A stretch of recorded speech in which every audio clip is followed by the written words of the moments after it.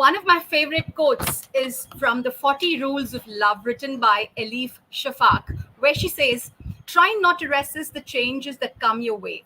Instead, let life through you. And do not worry that your life is turning upside down. How do you know that the side you are used to is better than the one to come?" Isn't this such a profound statement that it is applicable very much to all of us in today's world?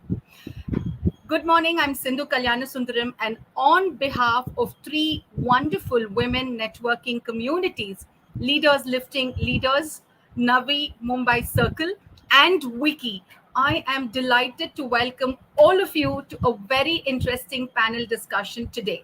Today, we're going to deep dive into wonderful discussions relating to women, their challenges, their opportunities, and what is in store for us in the professional world, in the corporate world for all of us. We've got three very interesting panelists today. Let me take the pleasure of inviting our very first panelist, Mr. Aditya Narayan Mishra, who is the Managing Director and CEO of CIEL. Now, before I get into his professional life, there are some very interesting facets to his persona. So, if you go on to LinkedIn, you would be able to see a lot of talks that he has given in relation to multiple topics, subtle areas of our life, referring to Bhagavad Gita. So, when I asked Aditya what he's extremely passionate about, he said that he's very passionate about making the world a better place. He is passionate about reducing inequality and make it a place by responsible consumption. Not surprisingly, his favorite book is the Srimad Bhagavad Gita. And one of the most important moments in his life was when he took time off to think about his entrepreneurial journey. So he is the CEO and managing director of CIEL, and under his leadership, CIEL today has 52% women employees. He began his career in L&T at Mafoy and then has strewn up across various sectors, various domains. CIEL under his leadership has placed about 150,000 candidates. So, good morning, Aditya. It's a pleasure having you in this panel discussion, and I'm looking forward to having a very interesting discussion with you. Thank you, Sandhu. Thank you for having me here. Pleasure. Thank you. Great. So we will now move on to our second interesting panelist. Again, another versatile personality.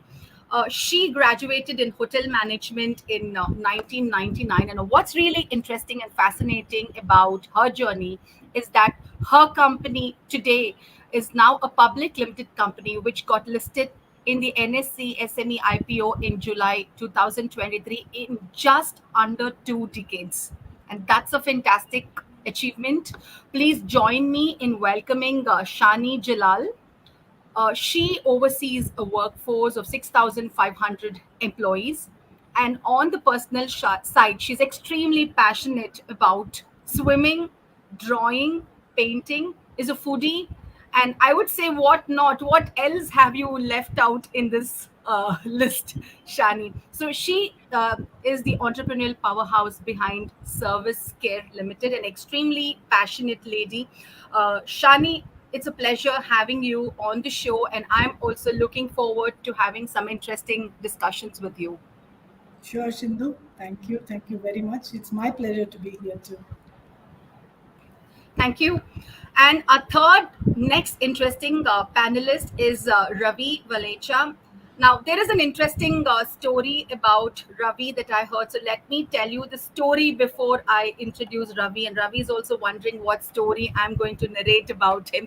So because this show is about women, there is an interesting story about how Ravi expressed care and concern to his women employees. Apparently, they were out on a day outing at a resort, and he did not want the women to leave the place alone. So there is a story where there was a particular door of the resort which was not opening.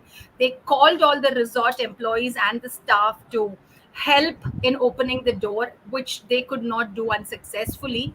There was one suggestion about someone getting in through the window and trying to open the door, but Ravi was totally against it because he wanted to ensure that all his employees were safe and secured at that place. So Ravi apparently stayed on the spot, solved the solution, and ensured that all his women employees were there up to safety. Ravi is the Chief Executive Officer of India Factoring and Financing Solutions. And again, according to Ravi, what he's really passionate about is to ensure that people have easy access to finance, especially modern finance in today's world. One of his important moments in his life was joining the company that he is the CEO of. He also wears another hat, which is he conducts B school sessions for professional MBA students. Ravi, again, a pleasure welcoming you, and we're looking forward to having very interesting discussions with you today. Thank you, Sindhu. Good morning to you, and I look forward to the discussion as well. Thank you. Thank you. Thank you, all of you. And today, being a very special day, a very special week, we're going to talk about challenges, we're going to talk about opportunities. There is this very interesting poem called Invictus by William Ernst Henley, one of my favorite poems, where he talks about conquering life amidst the turmoils that he's going through. And the last two lines of the poem say, I am the master of my fate. I am the captain of my soul. I'm going to repeat that. He says, I'm the master of my fate. I'm the captain of my soul. So, with that in context, my first question is for Aditya. According to you, what kind of opportunities for women does a time like this bring along? And how do you think leaders should identify and respond to these opportunities? Great question, Sindhu, and a great panel. So, uh, good question to start with. I think we are living in a time which is very interesting, a lot of challenges, and at the same time, a lot of opportunities. So, we see that the women participation in the workforce today uh, has been rising steadily, yet India is way behind other countries, other developed countries. So in India, we are at 31%, while in, let's say, EU, it is 67%. Look at China, it is 61%. So there is a lot of opportunity that I can see. Now, the whole world has seen the value that women bring to the entire workforce. The universe that we live in has got a beautiful balance between the male and the female, but at the workplace, unfortunately, due to various kind of social issues and the norms with which we operate, uh, the workforce participation is a little skewed towards the men. Things are changing. The stereotyping that we all had done for certain kind of roles, like women can do only certain kind of roles and men can do certain kind of roles, that kind of stereotype is going away. I think one opportunity which statutorily the government of India has introduced is women on the board of companies. That's a statutory requirement. That has happened. And at the bottom of the pyramid, you see women are participating increasingly, even in very tough work situations like construction, like supply chain management, warehouses, gig economy workers, delivery staff, hospitality industry. All that is increasing. But the problem, I think, is in the mid level, where people from uh, good economic background, social background, are kind of dropping out of the workforce due to various reasons. I think that's an opportunity that employers, the society, families, communities, all of us need to really consider together and see this as an opportunity and make some positive movement towards that, so that in another 20 years or 25 years we will be able to reach there. Great response, Aditya. What I specifically liked is when you called out the fact that there is no job which says that this only a man can do. There are jobs where both men and women are equally performing and achieving in today's world. So, having said that, I have a question for Shani, considering there are a lot of opportunities for women today professionally in the social sector, in the cultural sector. What do you think are the top two values women can adopt to leverage opportunities and also face challenges? Um, yeah, so I would say actually, if you are authentic, right, as an individual, if you are clear and you're sure about what you want to do and you're focused, I think we get there, right? I don't, limit this to only to women. It could be to anybody, any gender for that matter. It's like if we are authentic and if we are sure about, focused about what we want to do, I think we will get, and nothing comes in easily. So there has to be a little bit of a resilience to hold on and then get there. So that's the whole thing. I would factor it to be the two major factors. Like, if you're sure and clear about what you want to do, and, then again, it is about, you know going through the process. The resilience is something which is very, very important. Not giving up. There may be enough barriers in any kind of a thing, so it's about how you took at it, whether it's a barrier or no. If you think it's an challenge and then you need to cross and go, you will. So, and women are strong in that way. If they think they want to, they will. So I would say these are the two. And then maybe I think later on, collaboration should be another thing which they should really look at, because that helps. See, now, what I have done, unless I decide to collaborate, I don't think I will get this forum and I would get to, share my experience. Or if I can also inspire any woman, why not? So that's where it is. So this is also important. It's not that, it's only self satisfaction and you've done it. It's also about collaborating and sharing with others so that they can get something out of it. So that's what I feel. It's more about being authentic, resilience, and collaboration. Thank you, Shani. Resilience is my favorite word too, and I'm glad you said being authentic. I generally resonate with resilience, especially one of the biggest examples of resilience is a river. So when water is flowing and you see the different kinds of barriers that a river meets, it could be a huge rock, it could probably be fallen trees, but the river always finds its way. And the best part about the river is it faces resilience and it smoothens the barrier and then it goes. So I always resonate with resilience and I'm reminded of a river. And what you said was so right. When we have resilience, the power, the grit and determination to never give up, our authentic self somehow just gets tapped into it. And Absolutely. collaboration, you're right, very important to collaborate with others, not only women but everyone at the workplace. Thank you for that, Shani. Now that leads me to the next question for Ravi. Shani did mention about collaborating. She mentioned about why it's important for us to have our authentic self. But by doing that, there are also certain kinds of resistance that women may face in the professional world. So, my question for you is what are the different sorts of resistance women today are facing in the professional world?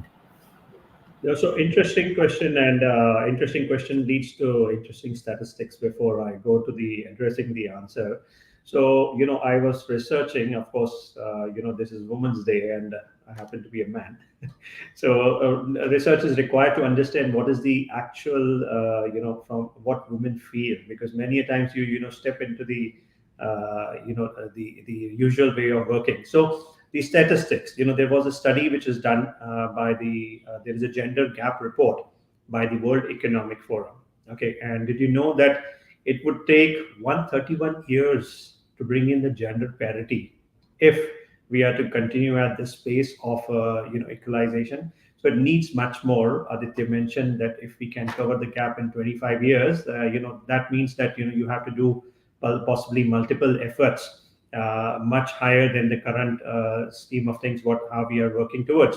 So gender parity is not, it's a collective responsibility of everybody, not 1 or 2% study.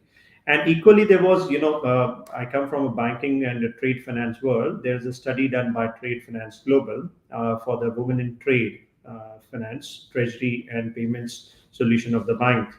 And they announced top woman in this subsector of the financial world. And I was shocked to read what are the different sorts of professional resistance which they feel. that comes. And we are talking about in the year 2024. The two biggest things which two women I relate and I'm connected to, they mentioned, was acceptance. Can you believe that acceptance in today's scenario is acceptance was the biggest resistance. The second highest one is the awareness. So these two, it led me to thinking about, is this real? I mean, we happen to live in the metros and we do not realize in the regular ways of working. But these were the two aspects which brought me to focus and introspect that, are these really the challenges which women face? And yes, I could think about it. Yes, that there is still a dogma, still a resistance, a huge resistance.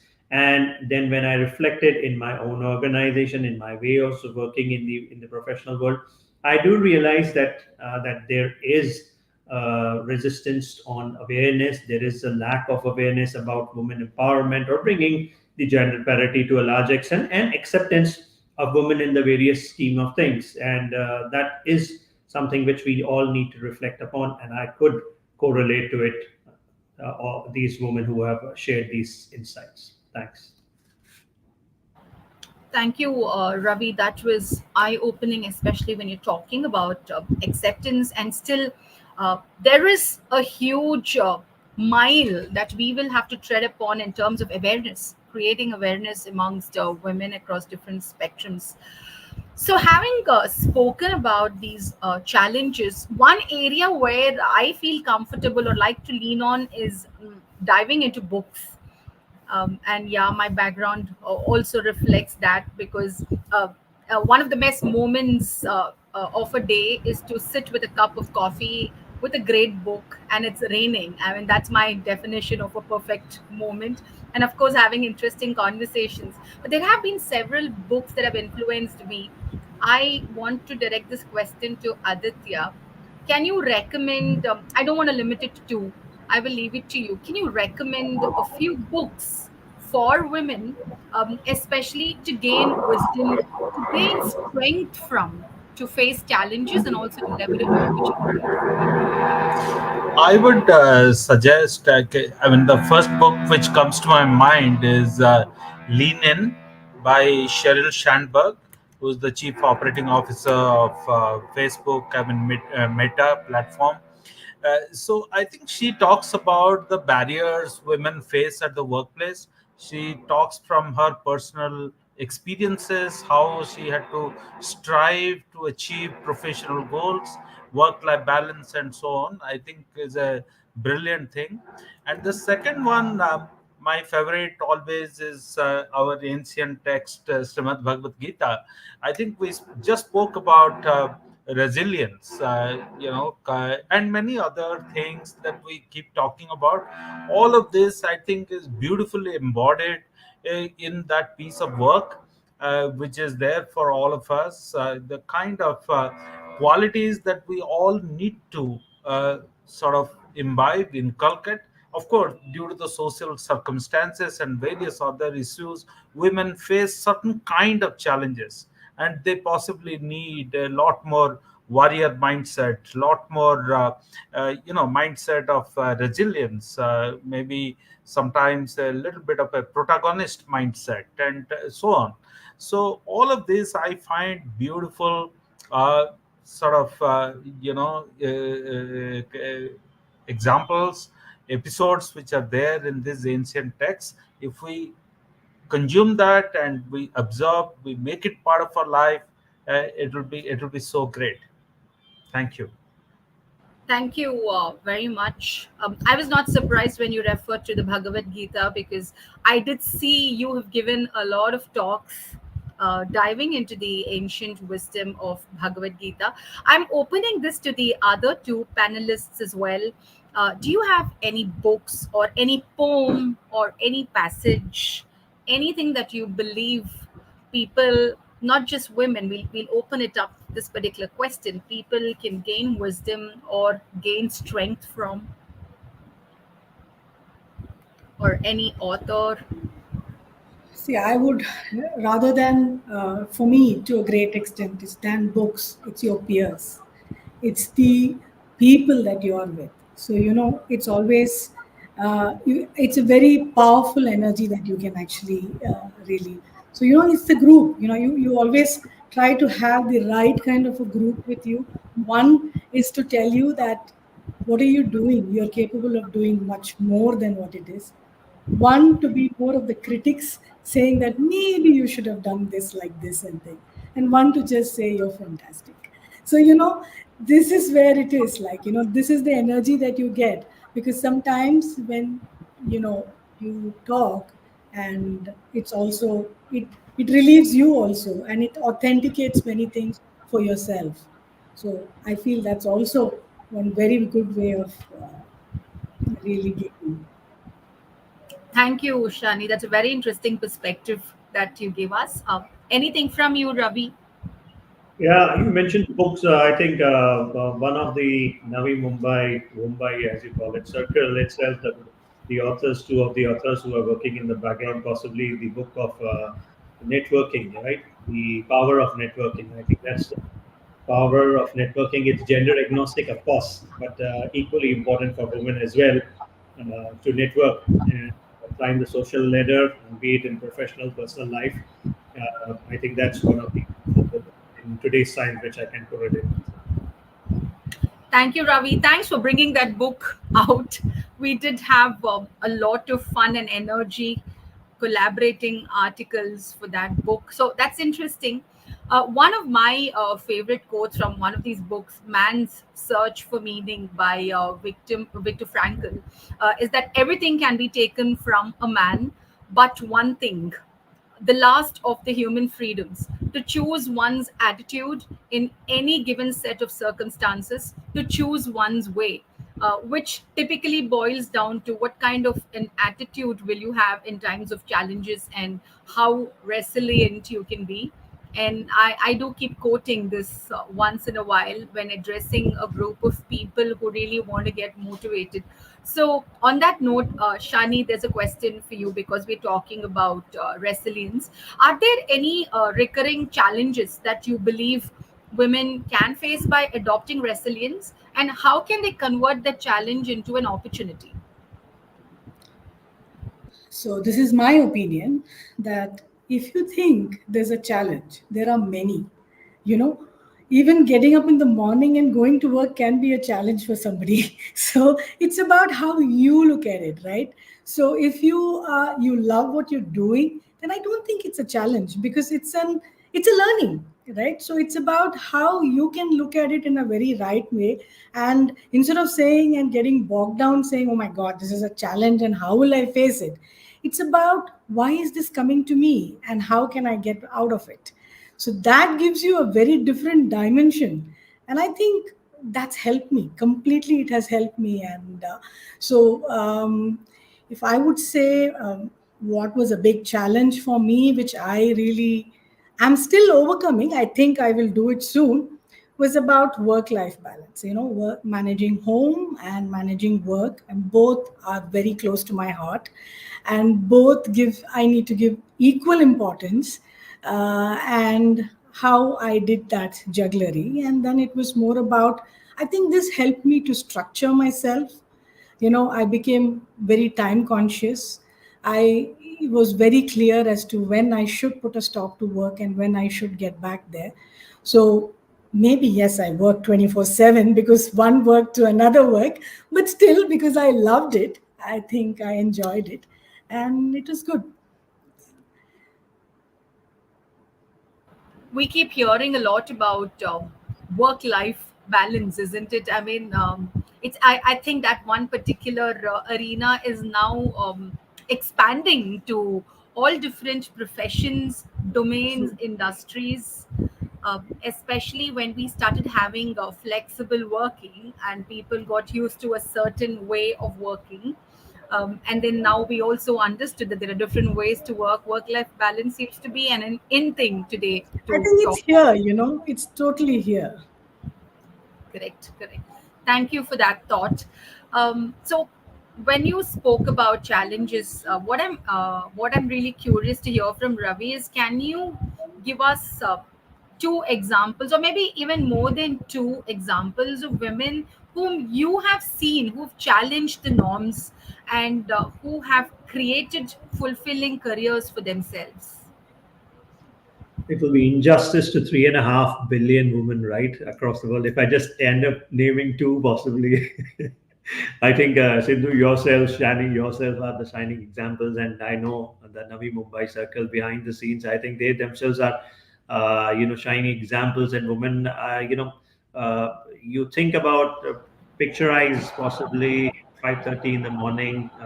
Half of the women in this world possibly get up, cook. I don't think that is also a personal thing only, because housewives equally are devoting. We are reading about it now that even the housewives are, if you end up monetizing that thing, that itself is a professional thing also, So to various perspectives. So it will be injustice from that point of view to just name two, but I think there are a number of women across the world who are putting in their best, and they shine every day. They reflect upon what they are doing, and I'm sure that what they end up doing in their respective arenas is equally powerful as well. So I think kudos to all of them. Thank you, Ravi. And it's great that you did mention you are able to acknowledge people who are in the professional arena. I'm very happy that you said homemakers also have their own set of challenges, because they are also running 24/7. So that's wonderful. But this is a question for the other two panelists as well, Aditya and Shani. Can you tell us a story about at least one woman who has challenged societal norms, has challenged convention, tradition, uh, and been able to create a fulfilling career? We do read a lot about such women, but I think what will also be useful for us, for the audience, is someone that whom you've seen up close, growing, challenging, and learning from them. I'll open it to you. All right. So, in 1992, when I started my career with LNT, LNT in 92, 32 years ago, of course, engineering as an industry, you didn't have women, right? So, I started working in the design and engineering department. In that department, we were about 250 people. So out of that, only two were women, and one of them was the first woman engineer from Odisha state. The first woman engineer. She was that time assistant manager in L&T, and as it was just a coincidence that my first boss was the other woman in that design and engineering department.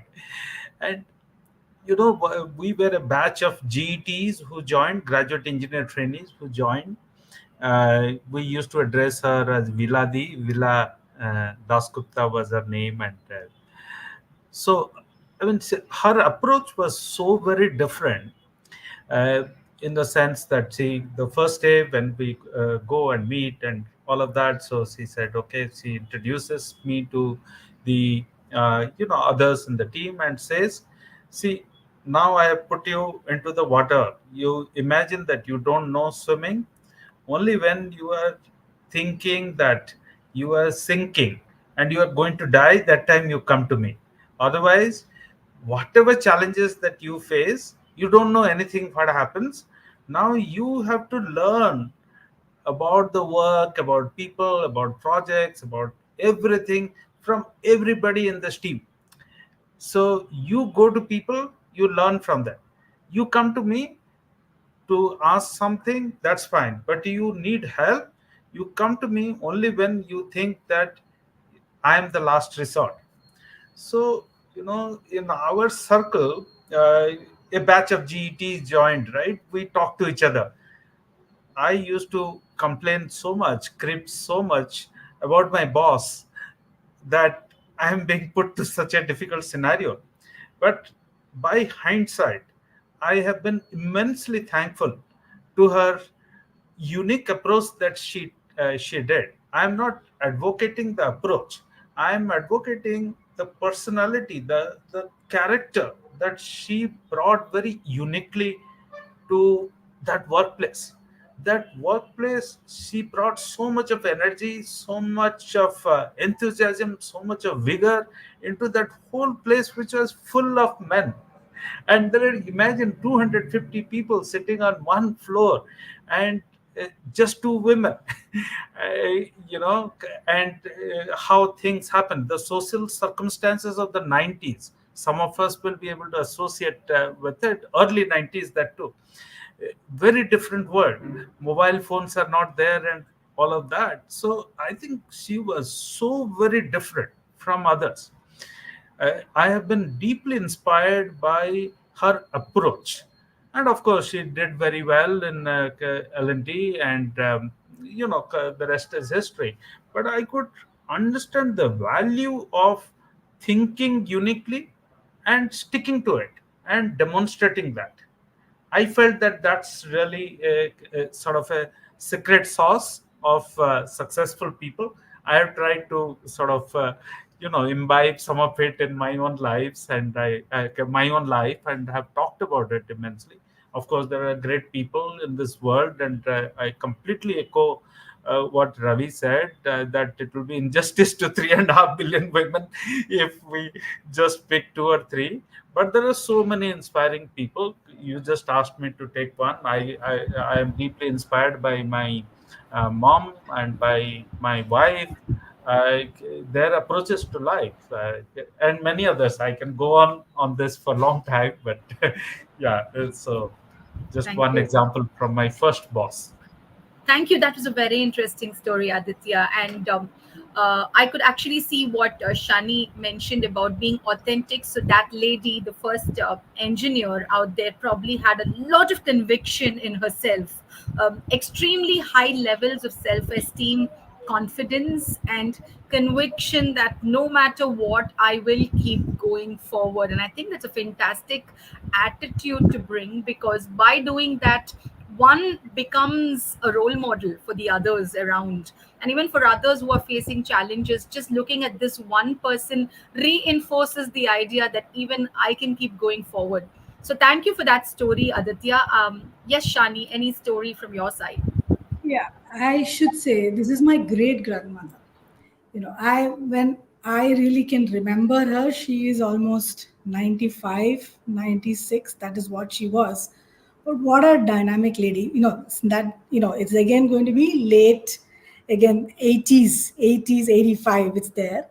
And she was like, she used to read the newspaper, and she learned to read. See, because during those days there's nothing like this, impossible that, but the importance that she gave to education. And she got her children, we back in Kerala we are from, and it's like it's a complete village. But she made sure that all her children, that is my grandparents, grandfathers rather, is like, one was a vice chancellor of Aligarh University, another one with ILO. It's only because of this mother who was like, yes, go out and get it. That is where it is, because had she not, because in a village, definitely that's not what it is. And she has been a real game changer, you can say. Like, so she's been so open, so, just took life the way it came. And I think it was a big inspiration, definitely. And many of them like this. So it exists. What I'm trying to say is it exists from then. It was there, but it's just that it was not recognized. Now probably we have, now also there are so many of them in different places who are doing quite a bit.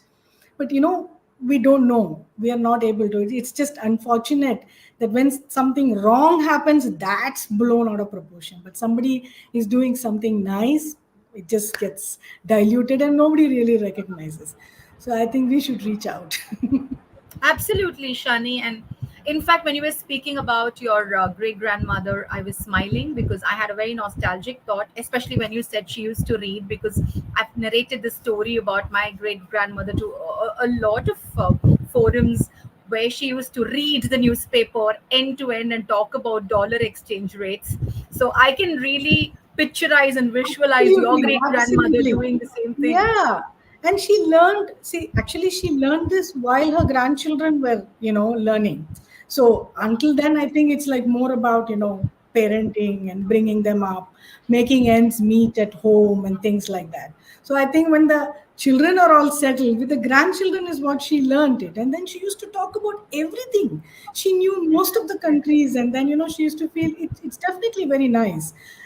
So I'm sure there are so many now, actually. It's just one that I'm mentioning, but there would be, if we all look back in our own family, there'll be somebody like that.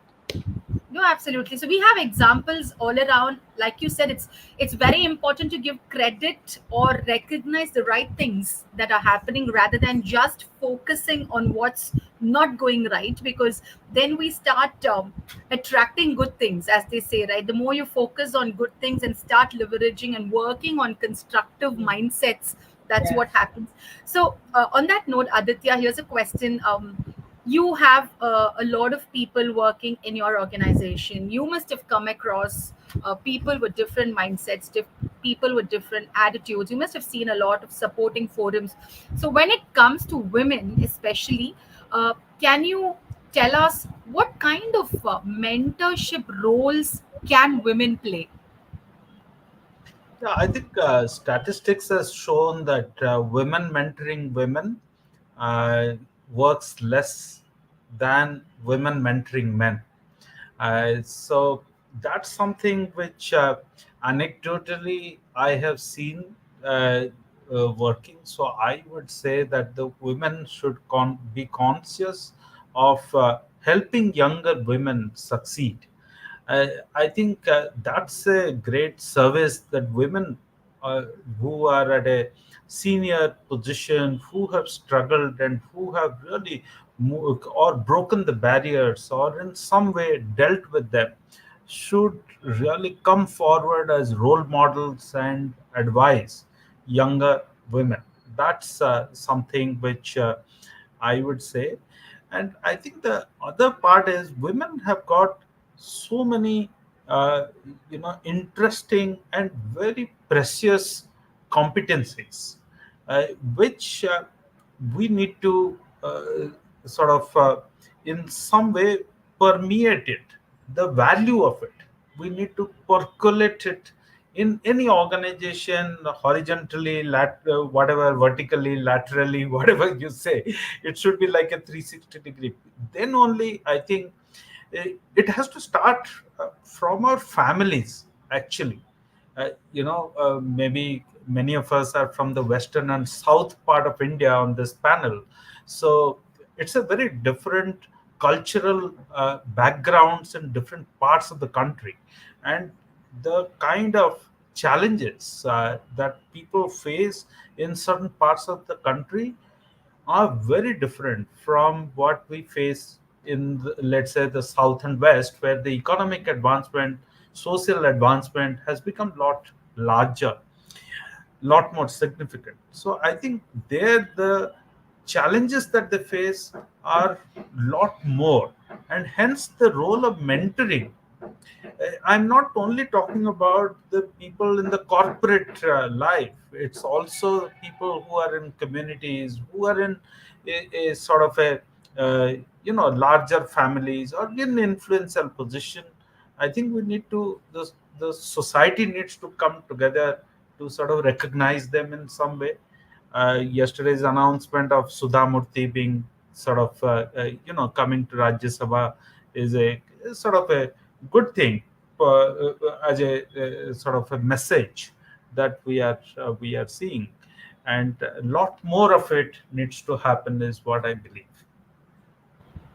Thank you for your thoughts, Aditya. It's fantastic to see women emerging into mentorship roles, because that's also a platform. You see that a mentor not only imparts learning. When someone mentors, they also learn through that journey. So it's a two-way process.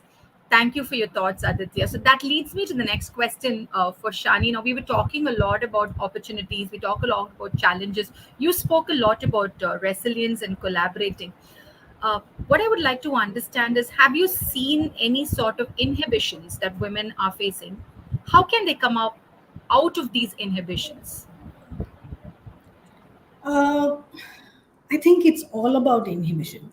You know, if women are going to break that barrier, seriously, most of the inhibition, it's like it comes in mind saying that what will they think about me? Will they accept it? Is it okay?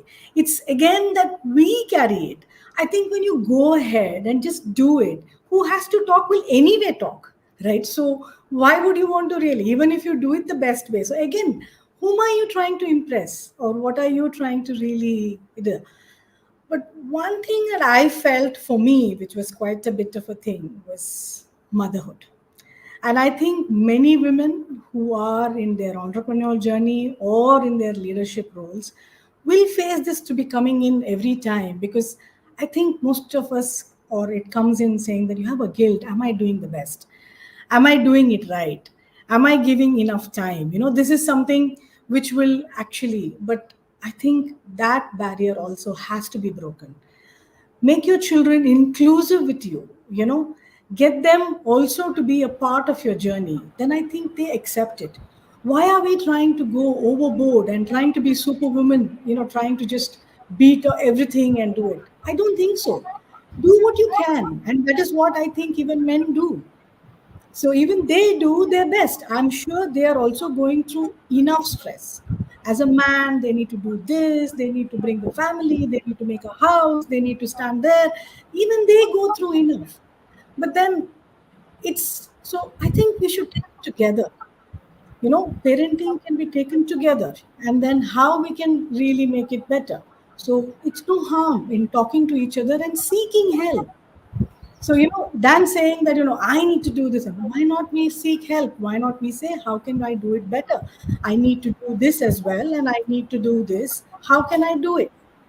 I think questions sometimes gives a lot of answers to ourselves. If we just sit down and then ask ourselves as to how we can. So even for me, it was quite a thing that I used to always like, oh my God, am I doing enough? It was burning me out actually.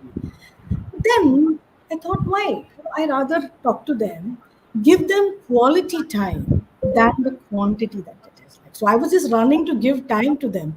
But whatever I spend, if I give quality time to them and talk to them face to face, after 10 minutes, they don't want me. They are back to their own, their own chores, and they'll go, one will go watching TV, one will go doing it. That's it. So all they need is that quality time. And I think every woman should really understand this, that they are a part of you, they are your family. So they are your inner circle. So why not we keep them together with us? You don't have to tell your difficulties, but at least you can always, make them inclusive as a part of you. And then they also then understand that yes, I was doing this, and I have my little one who's just sick, saying, "Oh, do you need any help?" That's a very big question. So I think that's something which I would want to tell, any woman that no, you're wonderful as a mother. So don't worry. And you're doing an awesome job and you're doing your best. What else? So just go and get your dreams and you'll get it. And they will be, and they'll feel proud of you. So that's what it is. I really wish there is someone like that in every household for, like you said, not only women, but for everyone who is going through a set of challenges, and just provide that sort of reassurance. One of my another favorite quotes is by Ernest Hemingway in A Farewell to Arms, where he says, where the quote is, "The world breaks everyone, and afterwards, some are strong at the broken places." And I think that's what resilience does to people. You learn from these lessons, you learn what is right, you learn what you have learned, and you know how to deal with that same situation. On that note, Ravi, we have a very interesting question from Annie Martin, where she's asking, what is that one piece of advice you can give to ambitious women leaders? Anything from your experience, Ravi? I think Shani mentioned about it. It's a resilience. I think that's the one word, and you also mentioned it equally. I think it's about resilience. It's about continuing on the path of what you believe in and maintaining that pace. That we have seen many women give up after family, after kids. they give up, and they have that guilt consciousness. I think that's one thing which because today isn't that in India itself. I'll just bring in the India context. So many women are studying, at least especially in the metros, in the urban areas. Most of them are studying. Most of them are doing post graduation also. But where do they fall out is after kids, and that's where the support system comes in, of the family, of the ecosystem, equally from a workplace also, which needs to adapt in a different manner. So from a woman's perspective, I think it's the resilience to continue on the path or maintain that path without losing that focus. That, do I lose focus on the family? Do I lose focus on children's upbringing? I think that's one important aspect, and that's where the collaborative approach. But from a woman's perspective, I do believe that's the resilience to continue and have a belief in them that they can continue in that manner. Just ask for where it is required, a support is required. I think they can ask for the support, and I see that many a times that support can be provided. Thank you, Ravi. And it kind of reinforces the experience I've been having the last 1 week, where I've been going to multiple organizations for sessions, and I am meeting a lot of these champions, as they call themselves, who are setting up these women forums, women networking communities to provide support for people they believe who are unable to come out of their inhibitions. They are identifying women who are demonstrating potential at the workplace but have their own inhibitions of stepping out. So what you said ties in with what Aditya also talked about on mentorship, on how we can actually mentor women. So thank you so much. We have another question from Nimisha. This is for you, Aditya. What steps can be taken to encourage more women to pursue leadership positions and board seats? Right. Yeah. Uh, so I think, like Ravi spoke about it, sort of alluded to this, that we see in the metro cities, due to several reasons, women in the mid level drop out of the workforce. I think that becomes a sort of a major challenge, due to which we don't have enough women on the top. Uh, and this is a global phenomenon. This is not only in India; it happens globally. So I think what we need to do is, there is a lot of social, sort of a, call it a stigma or whatever, associated with this as well, and organizations uh, sort of face a little bit of a discomfort to sort of take someone back after a very long break in the mid-level roles. Organizations want people to be continuing in that role for a long time and uh, climb the ranks. That's one challenge which needs to be addressed from the employer standpoint. And from a women's standpoint, what is required is, I think, that determination that I can go up. There are, of course, more and more who are demonstrating that capability. People are pursuing entrepreneurship, and coming back to work, and all of these. But this needs to happen a lot more. People need to have that confidence in them, that the self belief that I can do this.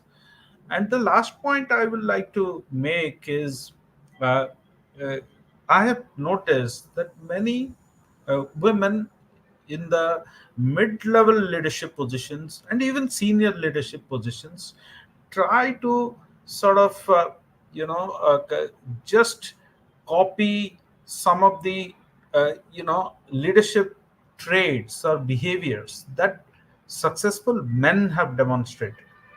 So it need not be so. I mean, everybody is so very unique, and this again brings me to the topic of stereotyping. Stereotypically, we think that a CEO looks like this, behaves like this, talks like this, conducts reviews like this, reprimands like this, encourages people like this, uh, or CXO for that matter. I mean, everybody is so very different. You don't have to exactly follow the footsteps of someone who was like this. I mean, if I'm trying to just copy someone else, then where is my uniqueness? I think we need to be proud about the unique thing that I bring to the table. And all the five fingers on the palm are not equal, they're meant to be unequal. We are supposed to work together. I mean, that's how nature has created all of us. We forget that, and I just want to copy what my boss did or my boss's boss is doing. I mean, that's not what we do. And when it comes to women, I mean, what I just said is true universally, but that's what I believe. But for women, it becomes a lot more complicated because they're continuously being judged, being they're on the watch. Everybody is looking up to them, seeing that what they are doing at when you are at a senior level position. So the mistake that many women do is that they just want to copy what someone else has done in that position before, but that doesn't work. So these are my three thoughts. Thank you. That again calls for a lot of courage, a lot of conviction, and the ability to go and try something which no one else has tried before. And that's sort of a mindset, because when someone tries something new, when someone beats convention, there is always a possibility that there could be a backlash to say, it's not been done this way. We've always done things only this way. Why are you trying to bring something new? Or this will not work. Our organization does not support this culture.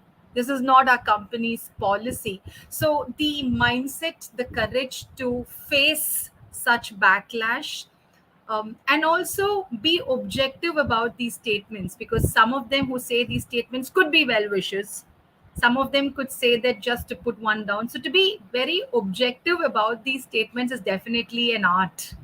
Thank you. And I really wish more and more people embrace this mindset.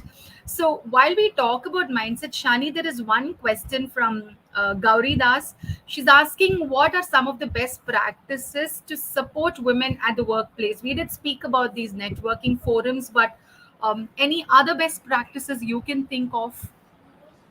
I think it's nothing like talking to them, getting to understand and giving them. I can just give you a small example. Yesterday, being Women's Day, we celebrated at our office. So there was a art gallery which was there, and the concept was about mindfulness. So everybody really did it, and they, some of them took print out, some of them did drawings, they did everything like.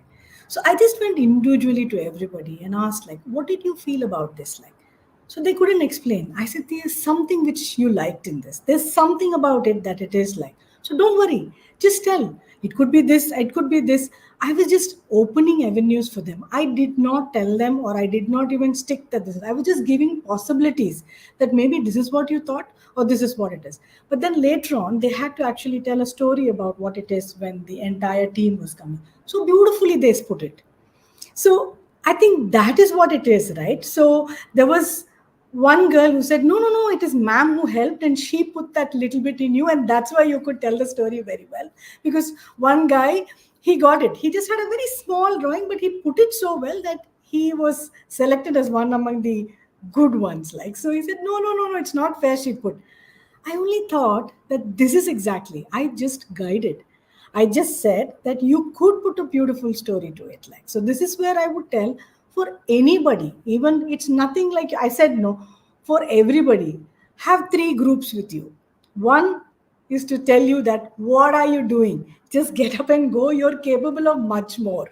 Another group to tell you you're just doing wonderfully, and you're just doing that. Like, and one more to say that whatever it is, unconditionally we love you, and then you're us.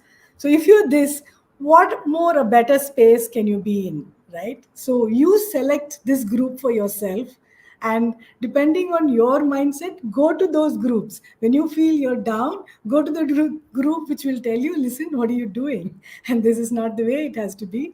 Please, you're capable of much more, and don't get yourself pulled down with this.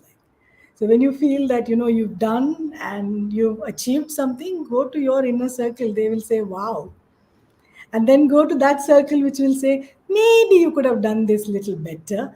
This is the way. I think you were using this word little too much. And then, but then, yes, you need that feedback.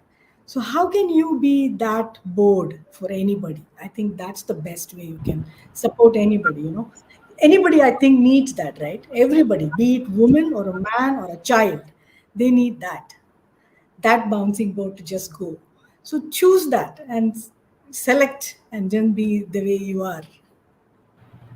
Thank you, Shani. Very beautifully narrated in very simple terms. It's just harnessing or nurturing a culture that allows people to express their views and not being judgmental about people. As long as, I would always add this caveat, as long as someone's ethical, moral, legal, and follows integrity. We always put that. Absolutely. It's Yes. about providing that There's space. no shortcuts to anything. Great. Yes, absolutely. So, one question to Ravi, because we spoke a lot about challenges, we spoke about opportunities, mindset, resilience. So, Ravi, please tell us, how can we measure ourselves on our journey of being resilient? How do I know I'm progressing on this journey of being resilient? Yeah, so wonderful. I think measurement to each one is different. What a person measures is not against a relative. When we all do a performance review, we do a relative things.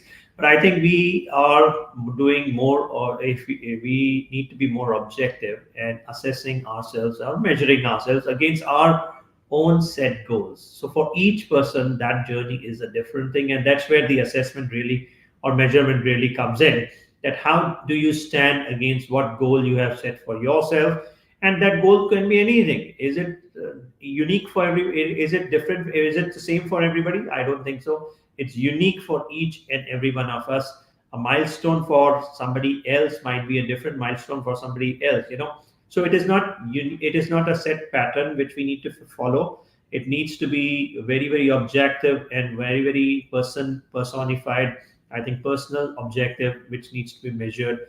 A success for one may not be a success for another one, and that's where setting yourselves and individual targets, goals as you progress your lives, and that goals can keep on changing, and measuring against that whether you have achieved those or not, or what you need to do to correct the course of action, whether or not that's going to be the measure of action. I believe that way.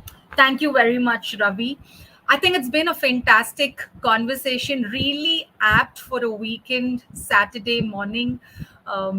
Talking about challenges, talking about opportunities. We spoke a lot about women in mentorship roles. We spoke about recognizing the right things that are happening in our lives. We spoke about examples that we see in our own lives, in our own family.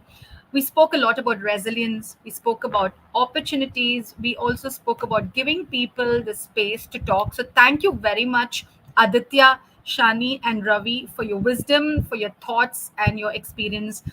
I have a lot to take back home, and I'm sure the audience also has a lot to take back. And everything that you all said can be put together in what Thich Nhat Hanh said. Most people are afraid of suffering, but suffering is the kind of mud to help the lotus flower of happiness grow. There can be no lotus flower without the mud. So I think it's Very all well about said. embracing, yeah, all about embracing the mud and blooming into that beautiful lotus flower. So to the audience, I would like to thank you on behalf of the Navi Mumbai Circle, Leaders Lifting Leaders, and Wiki. Thank you for your questions. Thank you for being with us and supporting us. Once more, thank you, Ravi, Shani, and Aditya. Wish you a Thank you wonderful very week. much. Thank Thank you. you. Thank Thank you. you. Okay. Enjoy. Thank you. Thank you. Bye. Thank Thank you. you. Yeah, bye. Happy weekend. Thank you.